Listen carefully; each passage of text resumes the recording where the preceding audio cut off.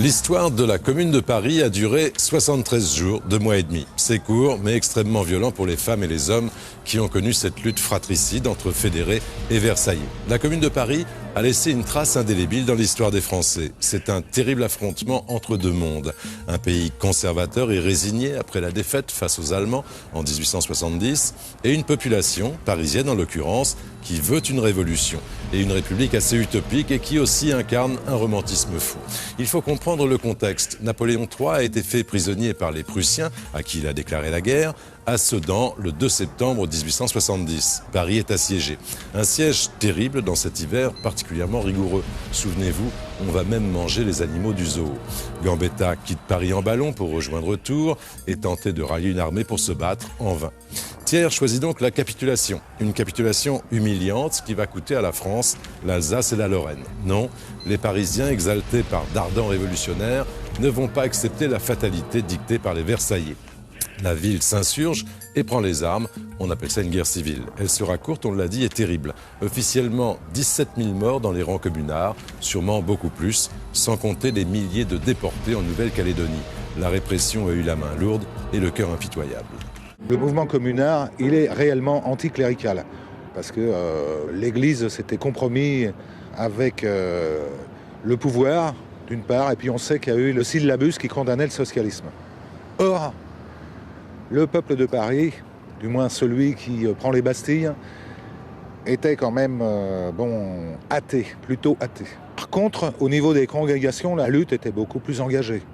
D'où la présence dans les rangs des otages de nombreux prêtres, et notamment ceux des congrégations jésuites, etc. À la suite de la création d'un comité de salut public, une minorité de la commune proteste contre la politique menée et démissionne. C'est dans ce contexte de division, de désorganisation qu'arrive l'événement qui marquera le début de la semaine sanglante et la fin de la commune. Ce dimanche 21 mai, alors que l'on juge Cluseret, un concert patriotique dont la vedette est la célèbre cantatrice Agar, se déroule aux Tuileries. À la poterne du Point du Jour, près de la porte de Saint-Cloud, un informateur avertit les troupes versaillaises que les bastions sont dépourvus de défenseurs fédérés. Les troupes du général MacMahon pénètrent facilement dans Paris sans rencontrer de résistance. Aussi, Versailles inventera des scènes de combat pour glorifier cette attaque du 21 mai.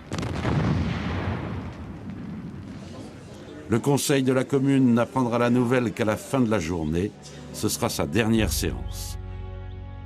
Une déclaration de Delécluze est placardée dans tout Paris. Citoyens, assez de militarisme. Plus d'état-major galonné et doré sur toutes les coutures. Place au peuple, aux combattants, aux bras nus.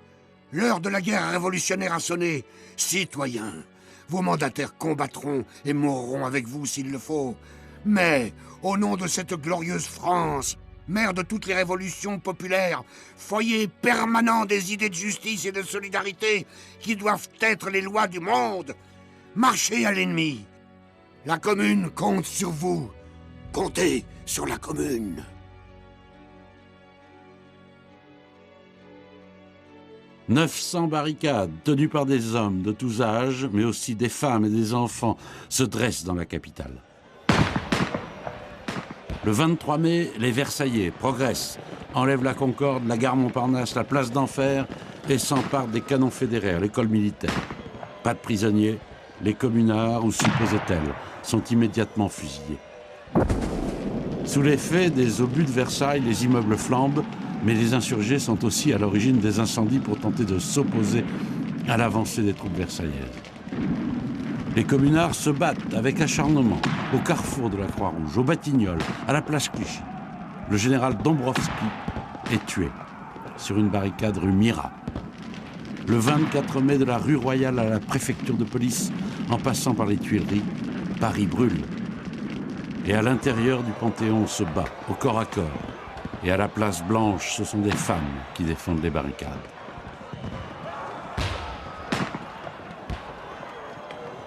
Les Versaillais comptent 130 000 hommes, bien équipés face à une dizaine de milliers de combattants de la Commune.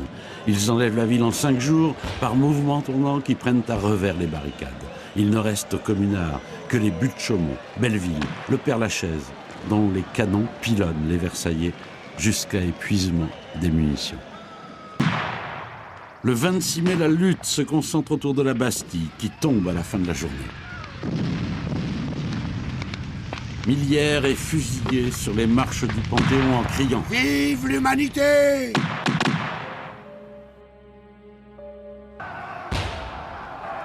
Le 27 mai, Belleville est attaquée de tous côtés et les combats au Père-Lachaise se terminent à l'arme blanche. Plusieurs centaines de prisonniers sont fusillés devant ce qui deviendra le mur des fédérés.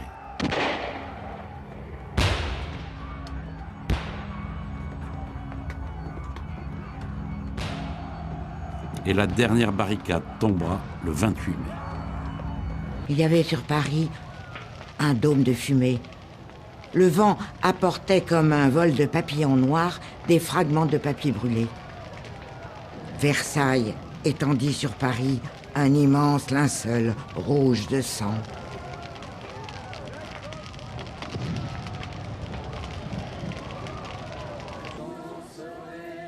Et aujourd'hui encore, on célèbre chaque mois de mai le souvenir de la Commune et du temps des cerises.